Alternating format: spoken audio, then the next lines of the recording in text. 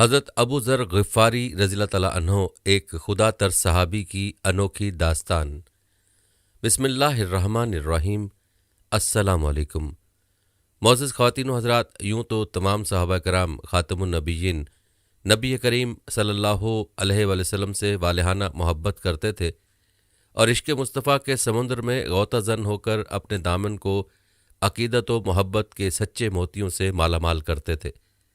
ہر ایک کا بارگاہ خاتم النبیین صلی اللہ علیہ وآلہ وسلم سے فیضیاب ہونے کا اپنا اپنا انداز تھا۔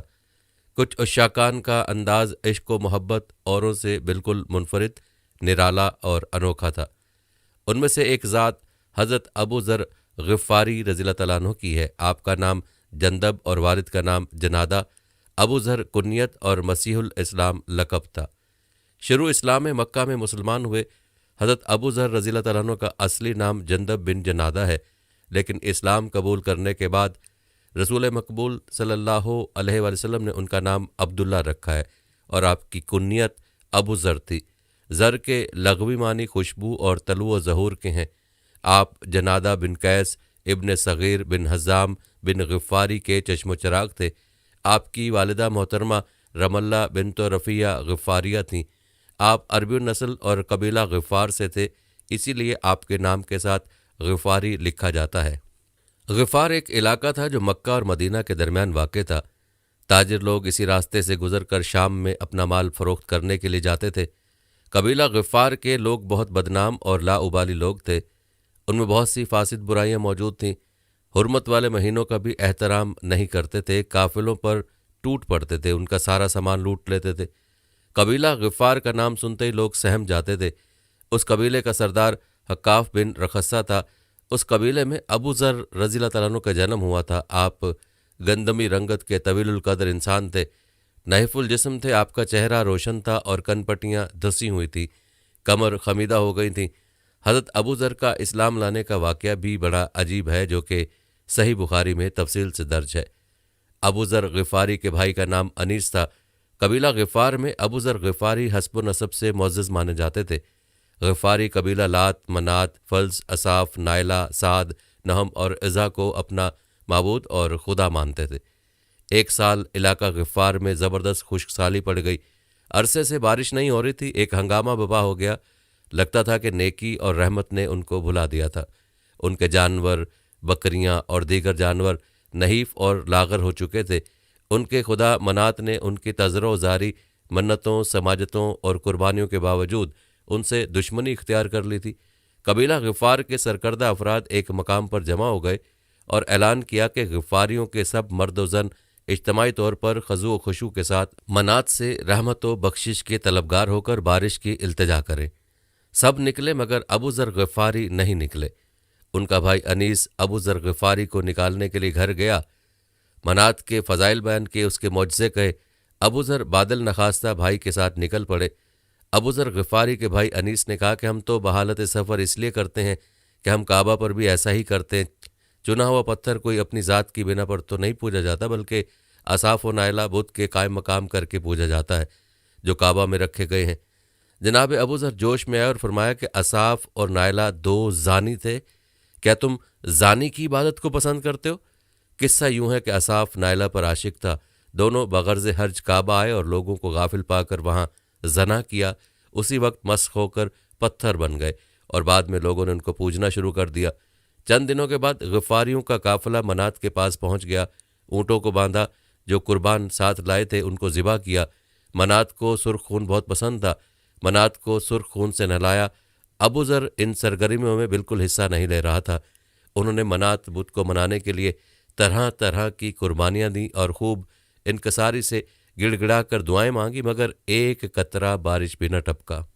حضرت ابو ذر کے بھائی انیس ان کو بھی زبردستی منات کی پوجا کے لیے لے آئے تھے اور ان کی بے رغبتی دیکھ کر بار بار ان کو بتوں کی توصیف سناتے اور ان سے خوف زدہ کرتے، مگر آپ سنی انسنی کرتے رہتے۔ انہی قصہ کہانیوں میں کچھ ایسے قصے بھی آئے کہ لوگوں نے بتوں کی گستاخیاں کی مگر ان کا بال تک بیکا نہ ہوا۔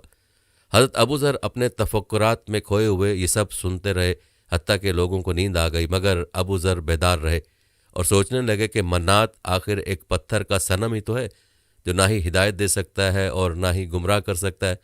آپ چپکے سے اٹھے اور منات کو ایک پتھر مارا۔ منات ٹس سے مس نہ ہوا۔ بس ابو ذر نے من میں کہا، تو عاجز ہے، قادر نہیں، مخلوق ہے، خالق نہیں، نہ تجھ میں طاقت ہے نہ قوت، تو ہرگز لائق عبادت نہیں ہو سکتا۔ بے شک میری قوم کھلی گمراہی میں ہے کہ تجھ پر قربانیاں چڑھاتے ہیں اور جانور ذبح کرتے ہیں۔ اسی تصور میں آپ سو گئے۔ جب طلوع صبح ہوئی تو منات کے پجاری پھر اس کے گرد طواف کرنے کے لیے جمع ہوئے، مگر ابو ذر عجیب کیفیت میں اپنی اونٹنی پر سوار ہو کر آسمان کی بلندی کی طرف عالم تصور میں ڈوب گئے اور اجرام فلکی کی تخلیق میں غور و فکر تامل میں غرق رہے، حتیٰ کہ اطمینان قلب حدیقین تک آ پہنچا۔ طواف ختم ہوا، لوگ نکلنے لگے۔ انیس نے اپنے بھائی کو نماز پڑھتے دیکھا۔ تم کس کے لیے نماز پڑھتے ہو؟ خدائے برتر کے لیے۔ بھائی، امید تھی کہ منات بادلوں کو اکٹھا کر کے بارش برسائے گا۔ کیا کیا اس نے؟ بت نے کچھ بھی نہیں کیا۔ میں نے رات کو اس پر پتھر مارا مگر وہ خاموش رہا۔ بھائی، یاد ہے ایک دن میں نہم کو دودھ ڈالنے گیا تھا، بڑے احترام سے دودھ کی مشق اپنے معبود نہم کو پیش کیا۔ واپس پلٹنے پر جب میں نے مڑ کر دیکھا، ایک کتا بے پرواہی سے دودھ پینے لگا۔ نہم نے نہ دودھ خود پیتا ہے اور نہ کتے سے کچھ کہا۔ میں بہت پریشان ہوا جب میں نے اس کتے کو دودھ پینے کے بعد پاؤں اٹھا کر نہم کے اوپر پیشاب پھیرتے دیکھا۔ یہ نہم کی طاقت ہے۔ عزت و جلال اسی کو تم معبود مانتے ہو؟ لوگ طواف کر کرا کے روانہ ہو گئے اور جناب ابو ذر کو ان کے حال پر چھوڑ دیا۔ قافلہ چلتا رہا۔ ابو ذر دریائے فکر میں غوطہ زن رہے۔ پہاڑوں کو دیکھتے تو خالق کی ثنائی پر غور فرماتے، زمین کی وسعت، آسمان کی بلندی، خلقت انسانیہ، چاند، سورج اور تارے، آخر کوئی تو ان سب کا بنانے والا ہے اور انتظام کرنے والا ہے۔ اسی سوچ و بچار میں گھر آ پہنچے تو سیدھے لیٹ گئے۔ دل ہی دل میں کہا، بے شک آسمان کا پیدا کرنے والا آسمان سے بڑا ہے اور انسان کا خالق انسان سے بڑا ہے۔ اس دنیا کو بنانے والا یقیناً بہت ہی بڑا ہے، وہی عبادت کے لائق ہے، منات نہیں، نہ لات و عزیٰ، نہ اصاف و نائلہ، بلکہ صرف اسی کی ذات عبادت کے قابل ہے، وہی خالق بدیع مصور و قادر ہے، اور یہ بت محض پتھر ہیں جن میں نہ قدرت ہے نہ طاقت۔ بس اسی حالت یقین میں آپ سجدہ ریز ہوئے، دل کو تسلی محسوس ہوئی اور اسی کیفیت میں آپ محو خواب ہو گئے۔ جب صبح اٹھے تو خشوع و خضوع کے ساتھ اللہ کو پکارنے لگے۔ اسی حالت میں حضرت ابو ذر کے بھائی انیس آئے تو ابو ذر کو مودت انداز میں کھڑا پایا، دریافت کیا کہ کیا ہو رہا ہے؟ جواباً فرمایا کہ اللہ کے لیے نماز پڑھ رہا ہوں۔ انیس نے حیران ہو کر پوچھا، کون اللہ؟ نماز تو صرف منات یا نہم کے لیے ہے۔ آپ نے فرمایا، میں کسی بت کے لیے نماز نہیں پڑھتا، بلکہ میں نے ایسے معبود کی معرفت پائی ہے جو تمہارے خداؤں جیسا نہیں، وہ عظیم ہے، قادر مطلق ہے، عقل اس کو پانے سے قاصر ہے، بس وہ ایک حقیقی طاقت ہے جس کی میں تعظیم کرتا ہوں۔ انیس نے دریافت کیا، اے میرے بھائی، کیا ایسے خدا کی پرستش کرتا ہے جسے تو نہ دیکھ سکتا ہے نہ پا سکتا ہے؟ یہ عجیب حرکت ہے کہ تو اپنے سامنے کھڑے معبودوں کو چھوڑ رہا ہے جنہیں تو جب چاہے دیکھ لے اور جب مرضی پا لے۔ جناب ابو ذر نے فرمایا، اگرچہ میں اپنے معبود کو پا نہ سکا تاہم میں نے اس کی قدرت کی نشانیاں مشاہدہ کر لی ہیں۔ یہ پتھر کے معبود تو گونگے بہرے اور اندھے ہیں، نہ ان کو نفع پر اختیار ہے نہ نقصان پر۔ انیس نے کہا، کیا تو ہمارا اور اپنے اجداد کا مذاق اڑا رہا ہے؟ جناب ابو ذر نے جواب دیا کہ اے انیس، میری کیا خطا ہے؟ اگر میرے اسلاف غلطی پر تھے، تمہارا دین مکڑی کے جالے کی تار سے بھی کمزور ہے۔ ذرا سوچ کر کہو کہ ہم میں سے جب کوئی سفر کرتا ہے اور قیام کرتا ہے تو دو چار پتھر جمع کرتا ہے، جو پتھر اچھا لگتا ہے اس کو خدا بنا لیتا ہے اور باقی سے چولہا بنا لیتا ہے۔ ذرا ہوش سے جواب دو کہ یہ پتھر کیسے معبود ہو سکتے ہیں؟ ہمیں بھلا لگا تو عبادت کے لائق ہو گیا، اور اگر بھائی نہیں تو آگ کے حوالے۔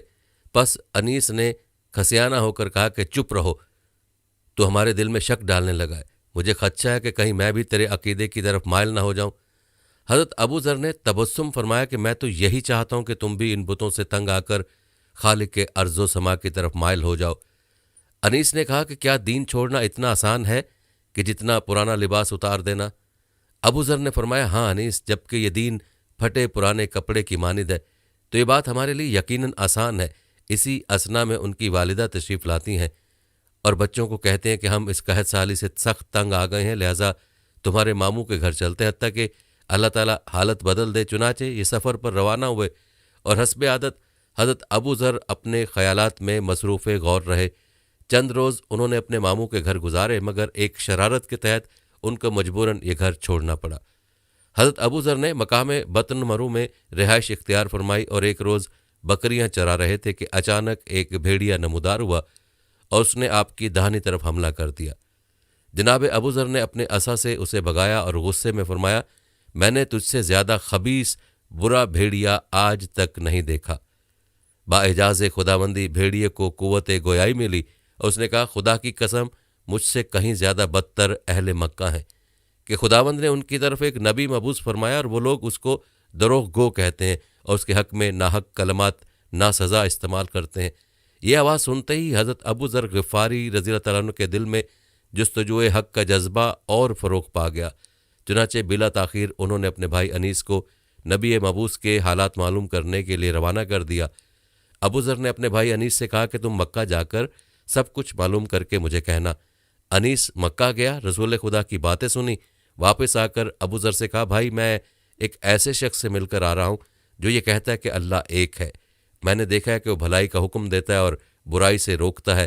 لوگ اس کے بارے میں کہتے ہیں کہ یہ شاعر، ساحر اور کاہن ہے، مگر وہ ہرگز شاعر نہیں، کیونکہ میں شعر کی تمام قسموں سے واقف ہوں۔ میں نے اس کی باتوں کو شاعری پر جانچا تو معلوم کیا کہ اس کا کلام شعر نہیں ہے، نہ ہی وہ جادوگر ہے، کیونکہ میں نے جادوگروں کو بھی دیکھا ہے، نہ ہی وہ کاہن ہے کہ میں بہت سے کاہنوں سے مل چکا ہوں۔ اس کی باتیں کہانوں جیسی نہیں ہیں، وہ عجیب عجیب باتیں کہتا ہے۔ بخدا اس کا کلام بہت شیریں تھا، مگر مجھے اس کے سوا کچھ یاد نہیں رہا جو بتا چکا ہوں۔ البتہ میں نے کعبے کے قریب نماز پڑھتے دیکھا ہے کہ اس کی ایک جانب ایک خوبصورت نوجوان جو ابھی بالغ نہیں کھڑا ہوا نماز پڑھ رہا ہے۔ لوگ کہتے ہیں کہ اس کا چچیرا بھائی علی ابن ابی طالب ہے اور اس کے پیچھے ایک جلیل القدر عورت کھڑی نماز پڑھ رہی ہے۔ لوگوں نے اس معظمہ کے بارے میں مجھے بتایا وہ اس کی زوجہ خدیجہ ہے۔ مجھے ایسا لگا جیسے خداوند نے اس کو تمہارے دین پر بھیجا ہے۔ ابو ذر نے اپنے بھائی انیس سے کہا کہ میں خود جاتا ہوں اور اپنی آنکھوں سے دیکھنا چاہتا ہوں۔ ابو ذر مکہ پہنچ گئے، وہاں نہ پیغمبر صلی اللہ علیہ وآلہ وسلم سے ملے، نہ ان کے بارے میں کچھ سنا۔ رات مسجد میں سویا، صبح شیر خدا جب مسجد میں داخل ہوئے تو آپ نے دیکھا کہ کونے میں ایک نحیف لمبے قد کا آدمی سویا ہوا ہے۔ جناب علی نے اس کو جگایا اور فرمایا کہ لگتا ہے تم اجنبی ہو۔ ہاں، ابو ذر نے کہا، آ میرے ساتھ۔ حضرت علی نے اس کو اپنے گھر لے آئے، پھر دوسری رات اور تیسری رات بھی گھر کا مہمان بنایا۔ آخر علی سے مکہ آنے کا مقصد بیان کیا۔ میں جندب جنادہ ہوں، میری کنیت ابو ذر ہے، میں قبیلہ غفار سے ہوں، میں اس شخص سے ملنا چاہتا ہوں جو دعویٰ کرتا ہے کہ میں خدا کا رسول ہوں۔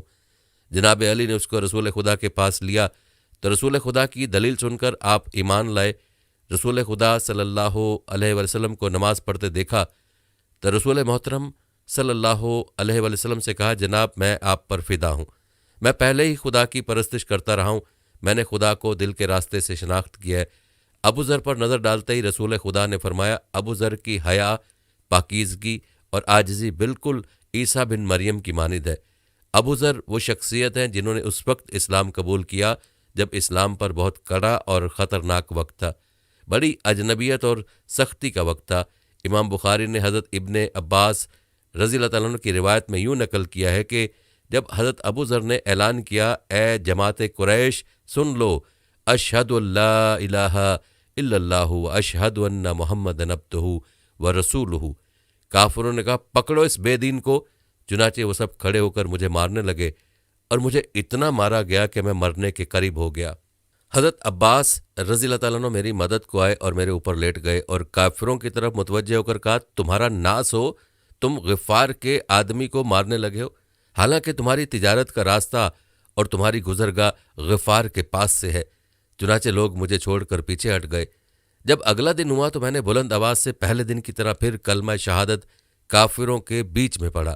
پھر کافروں نے کہا پکڑو اس بے دین کو۔ چنانچہ اس دن بھی میرے ساتھ وہی سلوک ہوا جو اس سے پہلے دن ہوا تھا، اور پھر حضرت عباس میری مدد کو آئے اور مجھ پر لیٹ گئے اور کافروں سے وہی بات کہی جو انہوں نے پہلے دن کہی تھی۔ امام مسلم نے حضرت ابو ذر رضی اللہ تعالیٰ عنہ کے اسلام لانے کا قصہ اور طرح سے بیان کیا، جس میں یہ ہے کہ میرا بھائی گیا اور وہ مکہ پہنچا، پھر مجھ سے واپس آ کر کہا کہ میں مکہ گیا تھا، وہاں میں نے ایک آدمی دیکھا جسے لوگ بے دین کہتے تھے، ان کی شکل و صورت آپ سے بہت زیادہ ملتی ہے۔ حضرت ابو ذر فرماتے ہیں کہ پھر میں مکہ گیا، وہاں میں نے ایک آدمی کو دیکھا جو ان کا نام لے رہا تھا۔ میں نے پوچھا وہ بے دین آدمی کہاں ہے؟ یہ سن کر وہ آدمی میرے بارے میں چیخ چیخ کر کہنے لگا، یہ بے دین ہے، یہ بے دین ہے۔ لوگوں نے مجھے پتھروں سے اتنا مارا کہ میں پتھر کے سرخ بت کی طرح سے ہو گیا۔ جاہلیت کے زمانے میں کافر جانور ذبح کر کے بتوں پر خون ڈالا کرتے تھے، میں اس بت کی طرح لہو لہان ہو گیا۔ چنانچہ میں کعبہ اور اس کے پردوں کے درمیان چھپ گیا اور 15 دن رات اس میں یوں ہی چھپا رہا۔ میرے پاس آب زمزم کے علاوہ کھانے پینے کی کوئی چیز نہیں تھی۔ حضور صلی اللہ علیہ وآلہ وسلم اور حضرت ابو بکر رضی اللہ تعالیٰ عنہ مسجد حرام میں ایک دن آئے، میری ان سے ملاقات ہوئی اور اللہ کی قسم سب سے پہلے میں نے آپ کو اسلامی طریقے کے مطابق سلام کیا اور میں نے کہا یا رسول اللہ السلام علیکم۔ آپ نے فرمایا وعلیکم السلام ورحمۃ اللہ، تم کون ہو؟ میں نے کہا بنو غفار کا ایک آدمی ہوں، آپ کے ساتھی۔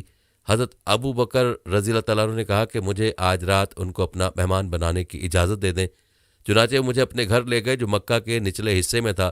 انہوں نے مجھے چند مٹھی کشمش لا کر دی۔ پھر میں اپنے بھائی کے پاس آیا اور میں نے اسے بتایا کہ میں مسلمان ہو گیا۔ اس نے کہا میں بھی تمہارے دین پر ہوں۔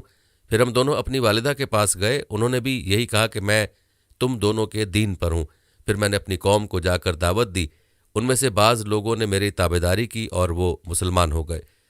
حضرت ابو ذر رضی اللہ تعالیٰ عنہ فرماتے ہیں میں مکہ میں حضور صلی اللہ علیہ وسلم کے ساتھ ٹھہر گیا، آپ نے مجھے اسلام سکھایا اور میں نے کچھ قرآن بھی پڑھ لیا۔ پھر میں نے کہا یا رسول اللہ میں اپنے دین کا اعلان کرنا چاہتا ہوں۔ آپ نے فرمایا مجھے تمہارے بارے میں خطرہ ہے کہ تم کو قتل کر دیا جائے گا۔ میں نے کہا چاہے مجھے قتل کر دیا جائے لیکن میں یہ کام ضرور کروں گا۔ آپ خاموش ہو گئے۔ مسجد حرام میں قریش حلقے لگا کر بیٹھے ہوئے باتیں کر رہے تھے۔ میں نے وہاں جا کر زور سے کہا اشہد ان لا الہ الا اللہ و اشہد ان محمد الرسول اللہ۔ یہ سنتے ہی وہ تمام حلقے ٹوٹ گئے اور وہ لوگ کھڑے ہو کر مجھے مارنے لگے اور مجھے سرخ بت کی طرح بنا کر چھوڑا، اور ان کا یہ خیال تھا کہ مجھے قتل کر چکے ہیں۔ یہ شہادت گہے الفت میں قدم رکھنا ہے۔ لوگ آسان سمجھتے ہیں مسلمان ہونا۔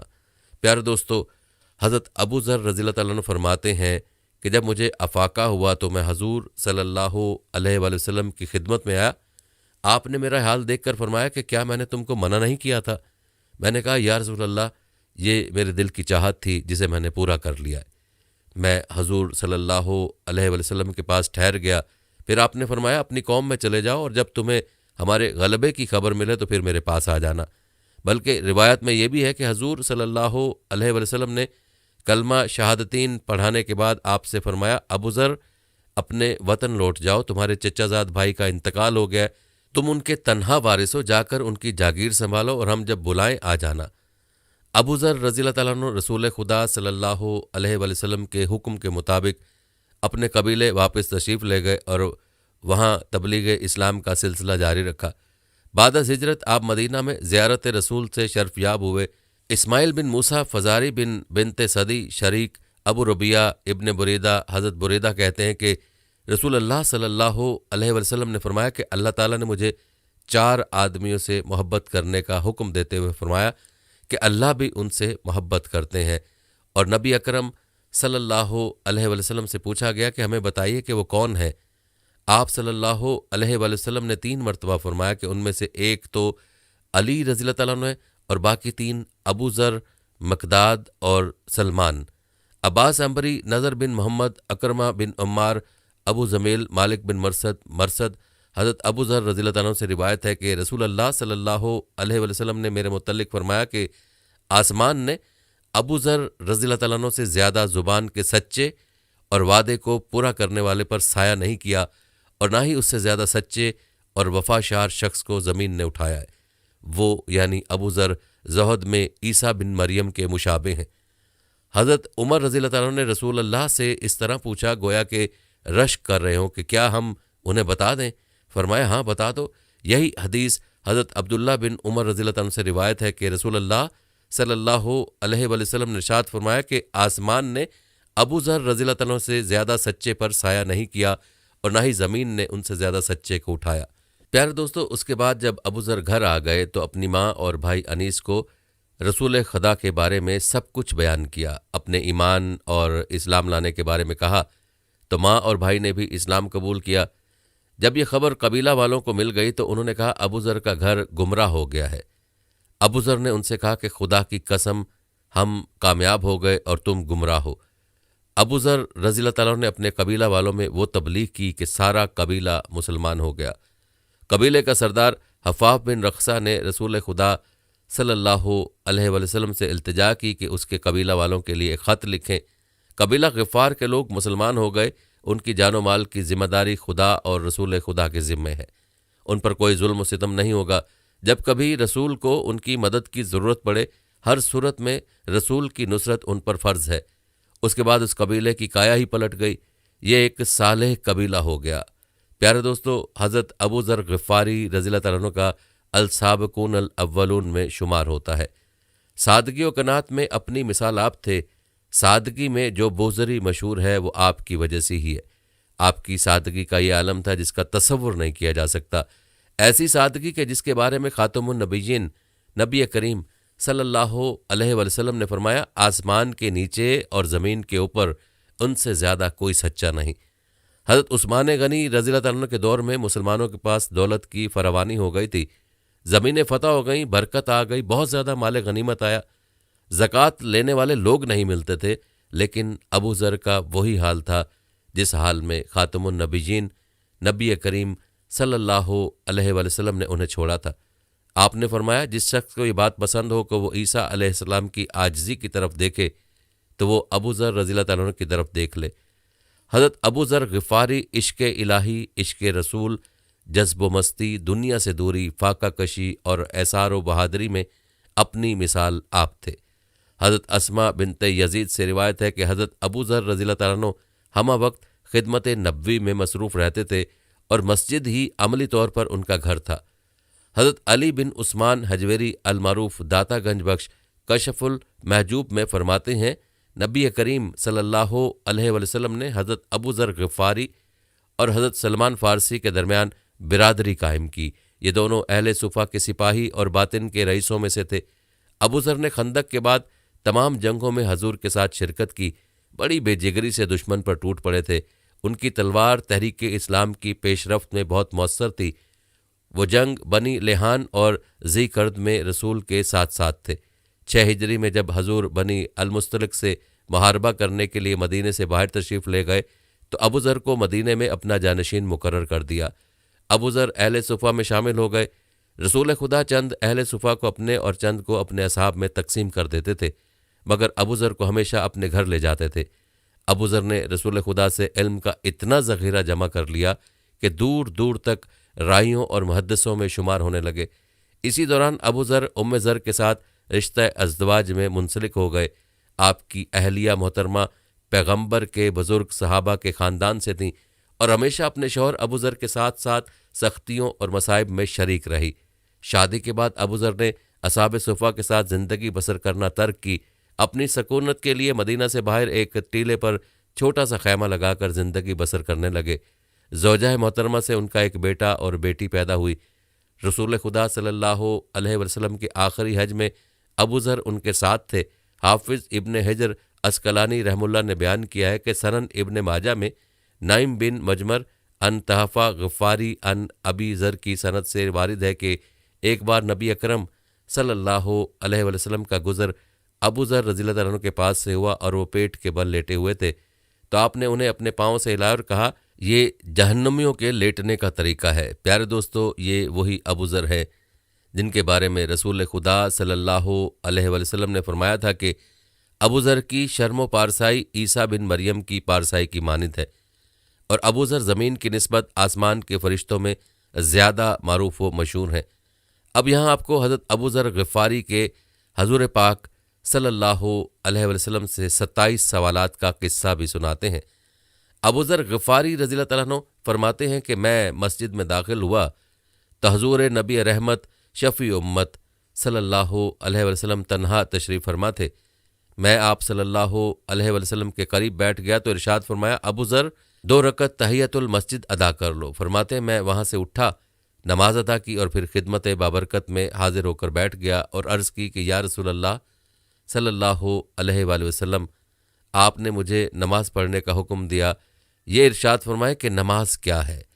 ارشاد فرمایا، نماز کم ہو یا زیادہ اس میں خیر ہی خیر ہے۔ میں نے عرض کی افضل ترین عمل کون سا ہے؟ ارشاد فرمایا اللہ پر ایمان لانا اور اس کی راہ میں جہاد کرنا۔ میں نے عرض کی ایمان میں کامل کون ہے؟ ارشاد فرمایا سب سے اچھے اخلاق والا۔ میں نے عرض کی اسلام میں کامل کون ہے؟ ارشاد فرمایا جس کی زبان اور ہاتھ سے دوسرے لوگ محفوظ رہیں۔ میں نے عرض کی افضل ترین ہجرت کون سی ہے؟ ارشاد فرمایا گناہوں کو ترک کر دینا۔ میں نے عرض کی افضل نماز کون سی ہے؟ ارشاد فرمایا جس میں قیام طویل ہو۔ میں نے عرض کی یا رسول اللہ صلی اللہ علیہ وآلہ وسلم روزوں کے بارے میں ارشاد فرمائیے۔ ارشاد فرمایا روزے فرض ہیں اور اللہ کے ہاں اس کا اجر کئی گنا ہے۔ میں نے عرض کی افضل جہاد کون سا ہے؟ ارشاد فرمایا جس میں گھوڑے کے پاؤں کٹ جائیں اور اس کا خون بہہ جائے۔ میں نے عرض کیا کیسا غلام آزاد کرنا افضل ہے؟ ارشاد فرمایا جو قیمتی اور مالک کو پسند ہو۔ میں نے عرض کی کہ افضل صدقہ کون سا ہے؟ ارشاد فرمایا مال کم ہونے کی صورت میں بھی فقیر کی حاجت روائی کرنا۔ میں نے عرض کی قرآن حکیم کی سب سے بڑی آیت کون سی ہے؟ ارشاد فرمایا آیت الکرسی۔ پھر فرمایا اے ابو ذر کرسی اور ساتوں آسمانوں کی حیثیت میدان میں پڑی انگوٹھی کی مانند ہے، اور عرش کی فضیلت کرسی پر ایسی ہے جیسی میدان کی فضیلت انگوٹھی پر۔ میں نے عرض کی یا رسول اللہ صلی اللہ علیہ وآلہ وسلم انبیاء کرام علیہم السلام کی تعداد کتنی ہے؟ ارشاد فرمایا کم و بیش 1,24,000۔ میں نے عرض کی یا رسول اللہ صلی اللہ علیہ وآلہ وسلم اللہ نے کتنے رسول مبعوث فرمائے؟ ارشاد فرمایا 313 کا جمع غفیر۔ میں نے عرض کی یہ کثرت تو اچھی ہے۔ پھر عرض کی یا رسول اللہ صلی اللہ علیہ وآلہ وسلم پہلے نبی کون ہے؟ ارشاد فرمایا حضرت آدم علیہ السلام۔ میں نے عرض کی یا رسول اللہ صلی اللہ علیہ وآلہ وسلم کیا وہ نبی مرسل ہیں؟ ارشاد فرمایا ہاں، اللہ نے انہیں اپنے دست قدرت سے پیدا فرمایا اور انہوں نے اپنی طرف کی روح پھونکی، پھر سب سے پہلے انہیں ٹھیک یعنی سالم الاعضاء بنایا۔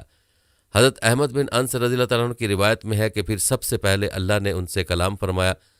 اس کے بعد آپ صلی اللہ علیہ وآلہ وسلم نے ارشاد فرمایا اے ابو ذر 4 نبی سریانی ہیں، حضرت آدم، حضرت شیس، حضرت خنو اور وہ ادریس علیہ السلام ہیں، اور یہ پہلے انبیاء ہیں جنہوں نے قلم سے لکھا، اور نوح علیہ السلام، اور 4 نبی عربی ہیں، ہود علیہ السلام، صالح علیہ السلام، شعیب علیہ السلام، اور اے ابو ذر تیرے نبی صلی اللہ علیہ وآلہ وسلم۔ میں نے عرض کی یا رسول اللہ صلی اللہ علیہ وآلہ وسلم اللہ نے کتنی کتابیں نازل فرمائیں؟ ارشاد فرمایا 100 صحیفے اور 4 کتابیں، 50 صحیفے حضرت شیس علیہ السلام پر، 30 صحیفے حضرت ادریس علیہ السلام پر، 10 صحیفے حضرت ابراہیم علیہ السلام پر، اور 10 صحیفے حضرت موسیٰ علیہ السلام پر تورات سے پہلے نازل کی۔ اس کے علاوہ تورات، انجیل، زبور اور قرآن حکیم نازل فرمایا۔ میں نے عرض کی یا رسول اللہ صلی اللہ علیہ وآلہ وسلم حضرت ابراہیم علیہ السلام کے صحیفوں میں کیا تھا؟ ارشاد فرمایا وہ سب عبرت و نصیحت پر مشتمل تھے۔ اس میں تھا کہ اے دنیا کے دھوکے میں مبتلا بادشاہ، ہم نے تمہیں دنیا اکٹھی کرنے نہیں بھیجا بلکہ تمہیں مظلوم کی حاجت روائی کرنے کے لیے بھیجا ہے، کیونکہ میں مظلوم کی دعا رد نہیں کرتا اگرچہ کافر ہو۔ اس میں یہ بھی تھا کہ عقل مند کو چاہیے کہ جب تک اس کی عقل مغلوب نہ ہو اپنے وقت کو اس طرح تقسیم کرے کہ ایک گھڑی اپنے پروردگار سے مناجات کرے، ایک گھڑی میں اپنا محاسبہ کرے، ایک میں اللہ کی مخلوق میں غور و فکر کرے، اور ایک گھڑی کھانے پینے کے لیے چھوڑ رکھے۔ عقل مند صرف 3 چیزوں کے لیے سفر کرتا ہے: آخرت بنانے، روزی کمانے، یا حلال چیزوں سے فائدہ اٹھانے کے لیے۔ عقل مند پر لازم ہے کہ اپنے زمانے کے حالات سے واقف، اس کے معاملات سے آگاہ ہو اور اپنی زبان کی حفاظت کرے، باتیں کرنے کی بجائے کام کرے اور اس کا کلام فضول باتوں پر مشتمل نہ ہو۔ میں نے عرض کی یا رسول اللہ صلی اللہ علیہ وآلہ وسلم حضرت موسیٰ علیہ السلام کے صحیفوں میں کیا تھا؟ ارشاد فرمایا ان تمام میں عبرت کا بیان تھا کہ تعجب ہے اس پر جو موت کا یقین رکھتا ہے پھر بھی خوش ہوتا ہے، تعجب ہے اس پر جو تقدیر پر ایمان رکھتا ہے پھر بھی رزق کی تلاش میں مارا مارا پھرتا ہے، تعجب ہے اس پر جو دنیا کی حقیقت سے آگاہ ہے پھر بھی اسے قبول کر کے مطمئن ہو جاتا ہے، اور تعجب ہے اس پر جسے یقین ہے کہ کل اسے حساب دینا ہے پھر بھی نیک اعمال نہیں کرتا۔ میں نے عرض کی یا رسول اللہ صلی اللہ علیہ وآلہ وسلم مجھے نصیحت فرمائیے۔ ارشاد فرمایا میں تمہیں اللہ سے ڈرنے کی وصیت کرتا ہوں، کیونکہ تقوی تمام اچھے اعمال کی بنیاد ہے۔ میں نے عرض کی یا رسول اللہ صلی اللہ علیہ وآلہ وسلم مزید ارشاد فرمائیے۔ ارشاد فرمایا قرآن مجید کی تلاوت اپنے اوپر لازم کر لو کہ زمین میں تمہارے لیے نور اور آسمانوں میں تمہارے تذکرے کا باعث ہے۔ میں نے عرض کی یا رسول اللہ صلی اللہ علیہ وسلم مزید ارشاد فرمائیے۔ ارشاد فرمایا زیادہ ہنسنے سے بچو کیونکہ اس سے دل مردہ اور چہرہ افسردہ ہو جاتا ہے۔ میں نے عرض کی یا رسول اللہ صلی اللہ علیہ وسلم مزید ارشاد فرمائیے۔ ارشاد فرمایا اچھی بات کے سوا کچھ نہ کہو، شیطان تم سے دور بھاگے گا اور نیکیوں میں مدد ملے گی۔ میں نے عرض کی یا رسول اللہ صلی اللہ علیہ وسلم مزید ارشاد فرمائیے۔ ارشاد فرمایا جہاد کو لازم پکڑو، یہ میری امت کی رہبانیت ہے۔ میں نے عرض کی یا رسول اللہ صلی اللہ علیہ وسلم مزید ارشاد فرمائیے۔ ارشاد فرمایا غریبوں سے محبت اور ان کی صحبت اختیار کیا کرو۔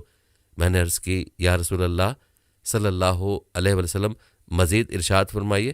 ارشاد فرمایا دنیاوی معاملات میں اپنے سے کم درجے والے کو دیکھو، بلند درجے والوں یعنی اپنے سے زیادہ مالداروں کی طرف نہ دیکھو کہ تمہیں اللہ کی نعمتوں کی کمی کا احساس ہو۔ میں نے عرض کی یا رسول اللہ صلی اللہ علیہ وسلم مزید نصیحت فرمائے۔ ارشاد فرمایا اپنے رشتہ داروں سے صلح رحمی کرو اگرچہ وہ تم سے قطع تعلق ہی کر لیں۔ مزید فرمایا اللہ کے بارے میں کسی کی ملامت سے نہ ڈرو اور حق بات کہو اگرچہ کڑوی ہو۔ میں نے عرض کی یا رسول اللہ صلی اللہ علیہ وسلم مزید کچھ ارشاد فرمائیے۔ ارشاد فرمایا دوسروں کو ان کی خامیوں پر اعتراض نہ کرو جو تمہارے اندر پائی جاتی ہیں، اور ان کاموں پر غصہ نہ کرو جنہیں تم خود بھی کرتے ہو، اور کسی کی غیبت کے لیے یہی بات کافی ہے کہ تم اس کے بارے میں ایسی بات کہو جسے اپنے لیے برا جانتے ہو، یا دوسروں کے ان کاموں پر غصہ کرو جنہیں تم خود بھی کرتے ہو۔ حضرت سیدنا ابو ذر غفاری رضی اللہ عنہ فرماتے ہیں پھر آپ صلی اللہ علیہ وسلم نے اپنا دست اقدس میرے سینے پر مار کر فرمایا اے ابو ذر کفایت شاری سے بڑھ کر کوئی عقل مندی نہیں، گناہوں کو چھوڑنے سے بڑھ کر کوئی تقوی و پرہیزگاری نہیں، اور اس نے اخلاق سے بڑھ کر کوئی شرافت نہیں۔ ناظرین کرام حد درجے مقامات ادب کا تصور کریں تو رسول اکرم صلی اللہ علیہ وسلم، آپ صلی اللہ علیہ وسلم کا خاندان، صحابہ کرام، تابعین، اولیاء کرام ادب کے اعلیٰ ترین مقام پر نظر آتے ہیں، لیکن یہ بات ذہن میں رہے کہ ادنا صحابی کا مقام بڑے سے بڑے ولی اللہ سے کہیں زیادہ بلند ہے۔ ان مقامات ادب کا ذکر کرتے ہوئے حد درجے احتیاط کی ضرورت ہوتی ہے کہ کہیں ادب کے تقاضے سے مجروح نہ ہو۔ یہ احتیاط عقیدت سے پھوٹتی ہے کیونکہ اللہ سبحانہ و تعالیٰ کی ان عزیز ترین ہستیوں کا ذکر عقیدت کے آنسوؤں کی نمی اور خون دل کی روشنائی سے ہی کیا جا سکتا ہے۔ حضرت ابو ذر غفاری رضی اللہ عنہ کی عظمت، عشق رسول صلی اللہ علیہ وسلم، عشق الہی، جذب و مستی، دنیا سے دوری، فاقہ کشی اور اثار و بہادری کا اندازہ ان کے قبول اسلام کی تفصیل سے ہوتا ہے۔ حضرت ابو ذر غفاری رضی اللہ عنہ انتہائی قدیم الاسلام تھے اور مسلمان ہونے سے قبل ہی توحید پرست اور عبادت گزار تھے۔ اسلام قبول کرنے والوں میں وہ چوتھے نمبر پر آتے ہیں۔ آپ رضی اللہ عنہ مزاجاً تارک الدنیا تھے اور آپ رضی اللہ عنہ کا شمار اصحاب صفا کی اعلیٰ ترین ہستیوں میں ہوتا ہے، جن کے بارے میں حضور اکرم صلی اللہ علیہ وسلم نے فرمایا تھا کہ یہ حضرات جنت میں میرے قریب ترین ہوں گے۔ حضرت اسماء بنت یزید سے روایت ہے کہ حضرت ابو ذر رضی اللہ عنہ ہمہ وقت خدمت نبوی صلی اللہ علیہ وسلم میں مصروف رہتے تھے اور مسجد ہی عملی طور پر ان کا گھر تھا۔ پیارے دوستو، اللہ کے رسول صلی اللہ علیہ وسلم سے ابو ذر رضی اللہ عنہ کو اتنی الفت تھی کہ آپ کی وفات ہو گئی تو ابو ذر رضی اللہ عنہ کی حالت انتہائی ناگفتہ بے ہو گئی۔ حالت یہ تھی کہ جب آپ مدینہ کی گلیوں میں گزرتے تو رسول اکرم صلی اللہ علیہ وسلم سے وابستہ چیزوں کو دیکھ کر اس قدر زار و کتار سے رویا کرتے تھے کہ آپ کی حالت انتہائی خراب ہو جایا کرتی تھی۔ آپ کی یہ حالت دیکھ کر ام ذر رضی اللہ عنہا اور دیگر صحابہ کرام نے مدینہ چھوڑ کر کسی دوسرے شہر میں جانے کا مشورہ دیا، چنانچہ آپ شام پہنچے اور وہاں سکونت اختیار فرمائی۔ ابو ذر رضی اللہ عنہ کچھ دنوں تک شام میں قیام پذیر رہے۔ ایک دن کا واقعہ ہے کہ آپ امیر معاویہ رضی اللہ عنہ کی خدمت میں پہنچے، جہاں پہلے سے ابو موسیٰ اشعری رضی اللہ عنہ بھی موجود تھے۔ ان دنوں عبد الرحمن بن عوف رضی اللہ عنہ کی وفات ہوئی تھی اور انہوں نے ترکے میں جو مال چھوڑے تھے اس کے بارے میں ہر جگہ چرچا تھا۔ ابو ذر رضی اللہ عنہ کی موجودگی میں امیر معاویہ رضی اللہ عنہ نے ابو موسیٰ اشعری रज़ी अल्लाह ताला अन्हो से पूछा, अब्दुर्रहमान बिन औफ ने जो माल अपने पीछे छोड़ा है उसके बारे में आप क्या सोचते हैं? अबू मूसा अशरी रज़ी अल्लाह ताला अन्हो गोया हुए कि अगर अब्दुर्रहमान रज़ी अल्लाह ताला अन्हो अपने माल की ज़कात अदा करते रहे तो उसमें कोई हर्ज नहीं है। ये मौक़िफ़ चूँकि अबू ज़र रज़ी अल्लाह ताला अन्हो के मौक़िफ़ के मुखालिफ था, इस वजह से वो अबू मूसा अशरी रज़ी अल्लाह ताला अन्हो की तरफ अपनी असा लेकर बढ़े। अबू ज़र रज़ी अल्लाह ताला अन्हो का मौक़िफ़ था कि इंसान की ज़रूरियात से जो चीज़ भी ज़ायद हो वो कंज़ है। किसी भी इंसान के लिए जायज़ नहीं है कि अपने पास अपनी ज़रूरत से ज़्यादा माल संजो कर रखे। बहरहाल अमीर माविया रज़ी अल्लाह ताला अन्हो के बीच बचाव से मामला नरम हुआ। इस मौके पर अमीर माविया गोया हुए कि अबू ज़र, आपने अभी जो किया है वो अच्छा नहीं था, नेज़ आपने जो मौक़िफ़ इख्तियार कर रखा है वो भी दुरुस्त नहीं है।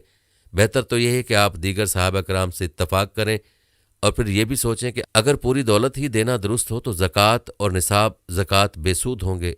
इस मसला में अबू ज़र रज़ी अल्लाह ताला अन्हो का अमीर माविया रज़ी अल्लाह ताला अन्हो से भी शदीद इख्तिलाफ़ हो गया। अबू ज़र रज़ी अल्लाह ताला अन्हो ने इस मौके पर कहा कि अल्लाह की कसम, जब तक तुम शाम में हो मैं शाम में नहीं रह सकता। उधर अमीर माविया रज़ी अल्लाह ताला अन्हो ने पूरे वाक़े से उस्मान रज़ी अल्लाह ताला अन्हो को ख़त लिखकर आगाह किया। चुनाचे उस्मान रज़ी अल्लाह ताला अन्हो ने जवाब दिया कि देखो, तुम अबू ज़र रज़ी अल्लाह ताला अन्हो से हरगिज़ ना उलझना, वो इंतहाई मौक़र और बुज़ुर्ग इंसान है। चूँकि वो कसम खा चुके हैं लिहाजा उन्हें मेरी खिदमत में भेज दो। इस तरह अबू ज़र रज़ी अल्लाह ताला अन्हो एक बार फिर मदीना पहुँचे। वहाँ पहुँचने के बाद भी अबू ज़र रज़ी अल्लाह ताला अन्हो अपने मौक़िफ़ की तबलीग करते रहे। जब उस्मान रज़ी अल्लाह ताला अन्हो को इसकी इत्तला हुई तो आपने अबू ज़र रज़ी अल्लाह ताला अन्हो को कहा कि आपकी शख्सियत यकीनी तौर पर इंतहाई काबिल एहतराम है। आपने जो मौक़िफ़ इख्तियार कर रखा है मेरी नज़र में आप उसका हक़ रखते हैं, लेकिन बहर सूरत आपको इसकी तबलीग व तरवीज की इजाज़त नहीं दी जा सकती है। अमीरुल मोमिनीन का नज़रिया समझ कर अबू ज़र रज़ी अल्लाह ताला अन्हो ने तीसरे खलीफा राशिद उस्मान रज़ी अल्लाह ताला अन्हो से मुतालबा किया कि आप मुझे मदीना के अलावा किसी दूसरे ऐसे शहर में रहने की इजाज़त दे दें जहाँ अवाम ना पहुँच सके। उस्मान रज़ी अल्लाह ताला अन्हो ने कहा कि आप रब्ज़ा के मकाम पर चले जाए। इस तरह से अबू ज़र रज़ी अल्लाह ताला अन्हो मकाम रब्ज़ा पहुँचे और वहीं अपनी पूरी ज़िंदगी गुजार दी। प्यारे दोस्तों, अबू ज़र रज़ी अल्लाह ताला अन्हो उन चंद और खुश नसीब सहाबा कराम में से एक हैं जिन्हें अल्लाह ताला ने इस्लाम की तौफ़ीक बख्शी। आपका शुमार जलीलुल क़द्र सहाबा कराम में होता है। अबू ज़र रज़ी अल्लाह ताला अन्हो ने जब इस्लाम कबूल किया तो रसूल अकरम सल्लल्लाहु अलैहि वसल्लम ने उन्हें अपनी कौम में दावत व तबलीग के मकसद से भेज दिया। वो एक मुद्दत तक अपनी कौम में इस्लाह का फ़रीज़ा अंजाम देते रहे, लेकिन जब नबी अकरम सल्लल्लाहु अलैहि वसल्लम हिजरत फरमाकर मदीना मुनव्वरा तशरीफ़ लाए तो उन्होंने भी हिजरत की और आपसे आ मिले और पूरी ज़िंदगी आपके हमरा रहे और आपके हमरा सभी गज़वात में शिरकत फरमाई। अबू ज़र रज़ी अल्लाह ताला अन्हो ने लंबी मुद्दत तक रसूल अकरम सल्लल्लाहु अलैहि वसल्लम की खिदमत फरमाई और आपसे असूल दीन और शरीयत सीखा। आप ज़हद व वरा के पैकर थे और आपके अंदर तकवा और खशियत कूट कूट कर भरी हुई थी। सिद्क़ व सफ़ा में आपका कोई सानी नहीं था। अल्लाह ताला ने आपको बेपनाह इल्म फ़ज़ल से नवाजा था। अहकाम इलाही पर अमल आवरी आपका शेवा था। हक बात कहने में अदना तामुल नहीं करते थे और ना उस ताल्लुक़ से किसी मलामत गर की मलामत की परवाह फरमाते थे। अबू नईम ने कहा कि अबू ज़र रज़ी अल्लाह ताला अन्हो हमें वक्त खिदमत नबी सल्लल्लाहु अलैहि वसल्लम में हाजिर रहा करते थे। आपसे मसाइल के बारे में सवालात करते और अपनी इल्मी तशनगी बुझाने के लिए हरीस रहा करते थे। अबू ज़र रज़ी अल्लाह ताला अन्हो ने रसूल अकरम सल्लल्लाहु अलैहि वसल्लम से असूल फ़रो, ईमान व एहसान, रोयत बारी ताला, रब के नज़दीक महबूब तरीन कलाम, लैलतुल क़द्र की फ़जीलत और इस तरह के बहुत सारे मसाइल के बारे में सवालात किए। मदीना तशरीफ़ आवरी के बाद अबू ज़र रज़ी अल्लाह ताला अन्हो किसी ग़ज़वे से पीछे नहीं रहे सिवाय उन ग़ज़वात के जिनमें रसूल अकरम सल्लल्लाहु अलैहि वसल्लम ने आपके सर कोई खसूसी ज़िम्मेदारी सौंप दी। जैसा कि मौरख़ीन ने लिखा है कि अबू ज़र रज़ी अल्लाह ताला अन्हो ग़ज़वात ज़ातुर रक़ा और ग़ज़वा बनुल मुस्तलिक में शरीक नहीं हो सके क्योंकि रसूल गिरामी सल्लल्लाहु अलैहि वसल्लम ने उन्हें मदीने का अमीर मुतय्यन कर दिया था। अबू ज़र रज़ी अल्लाह ताला अन्हो ग़ज़वा बदर, ग़ज़वा उहद और ग़ज़वा खंदक में इस वजह से शरीक ना हो सके थे कि उनके इस्लाम कबूल करने के बाद रसूल अल्लाह सल्लल्लाहु अलैहि वसल्लम ने अपनी कौम में दावत व तबलीग के मकसद से भेज दिया। जब यह ग़ज़वात वक़ू पज़ीर हुए तो अबू ज़र रज़ी अल्लाह ताला अन्हो रसूल ग्रामी सल्लल्लाहु अलैहि वसल्लम की हिदायत के मुताबिक अपनी कौम ही में थे। जब उन्हें नबी अकरम सल्लल्लाहु अलैहि वसल्लम की हिजरत की खबर मिली तो उन्होंने भी मदीना की हिजरत की। ग़ज़वा हुनैन में कबीला ग़िफ़ार का फुरेरा आपके हाथों में था। अबू ज़र रज़ियल्लाहु तआला ने ग़ज़वा तबूक में शिरकत फरमाई थी। इब्ने इसहाक़ अब्दुल्ला बिन मसूद रज़ियल्लाहु तआला से बयान करते हैं कि जब रसूल अकरम सल्लल्लाहु अलैहि वसल्लम ग़ज़वा तबूक के लिए निकले तो बहुत से लोग आपसे पीछे रह गए। इस दौरान लोग आकर आपको बताने लगे कि फ़लाँ शख्स पीछे रह गया। लोगों की बातों को सुनकर रसूल अकरम सल्लल्लाहु अलैहि वसल्लम जवाब देते, जाने दो, अगर उसमें ज़र्रा बराबर भी भलाई होगी तो वह ज़रूर तुमसे आ मिलेगा। अगर मामला उसके बरक्स होगा तो गोया अल्लाह ने तुम्हें उससे आराम दिया। रसूल अकरम सल्लल्लाहु अलैहि वसल्लम को ये भी खबर दी गई कि अबू ज़र रज़ियल्लाहु तआला अन्हु पीछे रह गए। दर हकीकत वाक़या ये था कि अबू ज़र रज़ियल्लाहु तआला अन्हु का ऊँट अड़ गया था और वो चलने का नाम नहीं ले रहा था। जब ये हालत देखी तो उन्होंने अपना पूरा सामान अपनी पुश्त पर लाद लिया और रसूल अकरम सल्लल्लाहु अलैहि वसल्लम के पीछे पीछे चल पड़े। इस दौरान किसी साहिब की नज़र पड़ी तो वो गोया हुआ शायद कोई आ रहा है। रसूल अकरम सल्लल्लाहु अलैहि वसल्लम ने कहा, शायद ये अबू ज़र होगा। लोगों ने गौर से देखा तो कहा कि अल्लाह की कसम, ये तो अबू ज़र ही हैं। इस मौके पर रसूल अकरम सल्लल्लाहु अलैहि वसल्लम ने फरमाया, अल्लाह ताला अबू ज़र पर रहम व करम का मामला फरमाए। ये अकेले चलता है, अकेले ही वफ़ात पाएगा और अकेले ही मबूस किया जाएगा। इस ग़ज़वे के बारे में अबू ज़र रज़ियल्लाहु तआला अन्हु कहा करते थे कि मैं अपने ऊँट की कमज़ोरी की वजह से उस ग़ज़वे में पीछे रह गया था। प्यारे दोस्तों, दुनिया से बेरग़बती की बात हो और अबू ज़र रज़ियल्लाहु तआला अन्हु का तज़किरा ना हो, ऐसा मुमकिन ही नहीं है। अबू ज़र रज़ियल्लाहु तआला अन्हु के कमाल ज़ुहद का तज़किरा पढ़कर अक़लें शशतर रह जाती हैं कि उन्होंने किस बेनियाज़ी के आलम में ज़िंदगी गुजारी। दुनिया के धन व दौलत को ठोकर मार दिया और एक छोटी सी कुटिया में रहने को तरजीह दी। बादशाहान और हुक्मरानों की रफ़ाकत छोड़कर बादिया नशीनी को तरजीह दी, लेकिन अपने असूलों से समझौता नहीं किया। दरअसल अबू ज़र रज़ियल्लाहु तआला अन्हु ने सैयदना मोहम्मद सल्लल्लाहु अलैहि वसल्लम की खसूसी निगहदाश्त में परवरिश पाई थी और आपके एक एक जुमले को अपनी ज़िंदगी में नाफिज करने की कोशिश फरमाई थी। यही वजह है कि आप एलानिया कहा करते थे कि क़यामत के रोज़ रसूल अकरम सल्लल्लाहु अलैहि वसल्लम के सबसे करीब मैं ही हूँगा, क्योंकि आप सल्लल्लाहु अलैहि वसल्लम ने खुशखबरी सुनाई है कि क़यामत के रोज़ वो शख्स मुझसे सबसे करीब होगा जो कि दुनिया से उसी सूरत में सुधार जाए जिस सूरत में उसे मैंने छोड़ा है। मुझे उम्मीद है कि मैं उसी हालत पर बाकी हूँ। अबू ज़र रज़ियल्लाहु तआला अन्हु के कमाल ज़ुहद का अंदाज़ा लगाना हो तो कुछ आसार को मुलाज़ा फरमाएं और देखें कि उस बंदा खुदा ने किस तरह से तक़वा और खशियत को अपनी कामयाबी का ज़ामिन समझा, ज़ुहद व वरा को तरजीह दी और दुनिया को ठुकरा दिया। अबू अस्मा कहते हैं कि एक मरतबा वो अबू ज़र रज़ियल्लाहु तआला अन्हु के घर में दाखिल हुए जबकि वो मकाम रब्ज़ा में थे। उनके पास उनकी सयाफ़ाम सेहतमंद बीवी भी थी, लेकिन उस पर बनाव सिंगार या खुशबू के कोई असरात न थे। उन्होंने मुझसे फरमाया, इस हबशन को देखो, ये मुझे क्या कहती है। ये कहती है कि मैं इराक़ चला जाऊं तो वहाँ के लोग अपनी दुनिया के साथ मेरे पास आएंगे और मेरे खलील सल्लल्लाहु अलैहि वसल्लम ने मुझे वसीयत फरमाई कि जहन्नुम के पुल पर एक रास्ता होगा जो लड़खड़ाने और फिसलन वाला होगा। इसलिए जब हम उस पुल पर पहुँचे तो हमारे सामान में कोई वज़नी चीज़ ना होना इस बात से ज़्यादा बेहतर है कि हम वहाँ सामान के बोझ तले दबे हुए पहुँचें। एक मरतबा अबू ज़र रज़ियल्लाहु तआला अन्हु का गुज़र हुआ अबू दरदा रज़ियल्लाहु तआला अन्हु के पास से। उन्होंने एक घर तामीर किया। अबू ज़र रज़ियल्लाहु तआला अन्हु ने पूछा, ये क्या है? आप इस चीज़ को तामीर करें जिसे वीरान करने का हुक्म अल्लाह ने दिया। बेहतर होता कि अभी जिस हालत में आप हैं उसके मुकाबले में किसी गंदगी में लौट पोट करते हुए आपको देखता। अब्दुल्ला बिन खराश कहते हैं कि मैंने अबू ज़र रज़ियल्लाहु तआला अन्हु को मकाम रब्ज़ा में देखा। आपके हमरा आपकी काली कलोटी अहलिया भी थीं। अबू ज़र रज़ियल्लाहु तआला अन्हु से कहा गया कि बेहतर होता कि आप इससे बेहतर खातून से शादी कर लेते। ये सुनकर अबू ज़र रज़ियल्लाहु तआला अन्हु ने कहा कि मैं किसी ऐसी खातून को अपनी बीवी बनाऊं जो मेरे लिए रफ़्फ़त शानी का ज़रिया बने। ज़्यादा बेहतर है कि किसी ऐसी खातून से शादी करूं जो गुनाह और पस्ती की दलदल में धकेले। एक दिन अता बिन मरवान ने अबू ज़र रज़ियल्लाहु तआला अन्हु को एक ऊनी चादर का अज़ार बनाए हुए नमाज पढ़ते देखा। पूछा, अबू ज़र, क्या आपके पास इस चादर के सिवा कोई दूसरा कपड़ा नहीं है? अबू ज़र रज़ियल्लाहु तआला अन्हु ने कहा कि अगर कोई दूसरा कपड़ा होता तो उसे मेरे ऊपर पाते। अता ने कहा, मैंने चंद दिनों पहले आपको 2 कपड़े ज़ेब तन किए हुए देखा था। اس پر ابو ذر رضی اللہ تعالیٰ عنہ نے کہا کہ میرے بھتیجے، وہ کپڑا میں نے اسے دے دیا جو مجھ سے زیادہ اس کا حاجت مند تھا۔ عطا نے کہا آپ ان دونوں کے زیادہ ضرورت مند ہیں۔